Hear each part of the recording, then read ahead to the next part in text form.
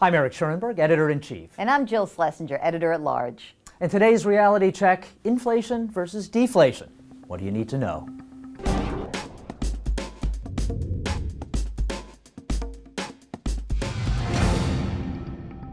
Jill, inflation versus deflation. Some people are panicked about the one, some people are panicked about the other. All you need to know to invest right for the next decade is to know which inflation is coming. Right, and all you need to know is when you're going to die to really properly plan for your retirement. And it's unknown right now. That's the real problem. This is like the economic smackdown of the moment. On one side, we have people who say we are running huge deficits.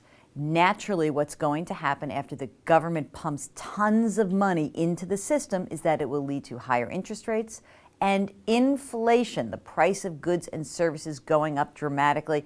It's going to happen. That's what they say. That's what they say. Now, the people on the other side say, all right, if that's the case, how come we don't see any sign of it? How come interest rates are low? Why isn't the bond market reacting? Why isn't there more of a premium for inflation-adjusted bonds?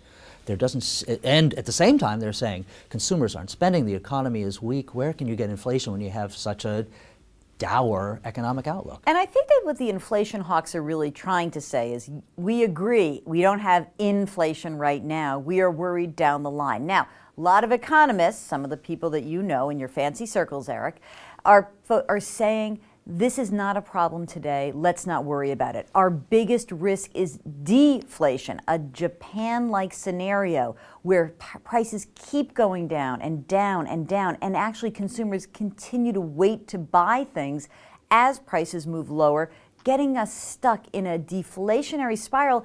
And that's a problem that the Federal Reserve actually can't attack, can it? Well, I think and that's the thing that worries people the most, because that's associated with high unemployment and an economy that just can't get off the dime. Having to choose between two evils, the government surely would prefer inflation. And in fact, if that's the case, and we know the government is probably going to really nudge towards inflation, what people can do in their own portfolios is prepare for that. So what does that mean? That means that perhaps you might consider, if you're going to buy a bond and you need something safe in your portfolio, you would buy a TIP, a Treasury Inflation Protected Security. You can go out and buy a TIPS fund. All the big no-load fund houses have TIPS funds.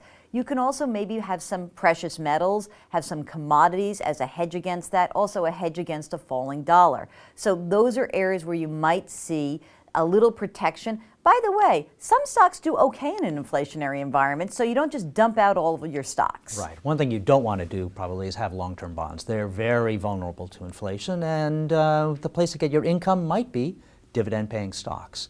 But we'll have to leave it there. That's your reality check.